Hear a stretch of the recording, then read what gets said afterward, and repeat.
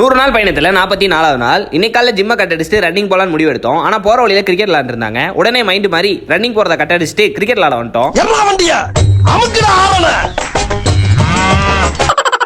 Cricket விளாண்டு முடிச்சோம். இந்த உராங்குட்டான் இப்ப வீலிங்க தூக்கி எப்படி வீரசாகசம் பண்ற பாடுறான்னு சொல்லிட்டு பின்வீல மட்டும் சுத்தி புழுதியை பறக்க விட்டுட்டு இருக்கு. நமக்கு தான் வரல என்னைக்குமே இல்லாம விளையாட்டு முடிச்சோம். இந்த உராங்குட்டான் வாங்கடா ஜூஸ் வாங்கி தரேன்னு கூட்டு போய் பப்பாளி ஜூஸ் வாங்கி கொடுத்தது. சரின்னு சொல்லி குடிக்க இருங்கடா பிளம்ஸ் ஜூஸ் பைனாப்பிள் எல்லாமே வாங்கி தரேன்னு சொல்லி வாங்கி கொடுத்துட்டு இருந்தது.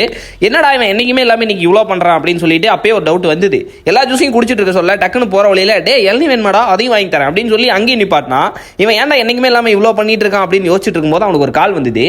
அவன் பெரியப்பா கூப்பிட்டு ஹாப்பி பர்த்டே தம்பி அப்படின்னாரு. அப்பதான் தெரிஞ்சது இரவு முழுவதும் என் கூடயே இருந்தும் இந்த நாய்க்கு பர்த்டேன்றது எனக்கு தெரியவே இல்லை அப்படின்னு. தெரிஞ்ச உடனே அங்கேயே ஒரு போட்டோவை பிடிச்சி இன்ஸ்டாகிராம்ல ஹாப்பி பர்த்டேடா உயிரேன்னு ஸ்டோரியை போட்டு விட்டேன்.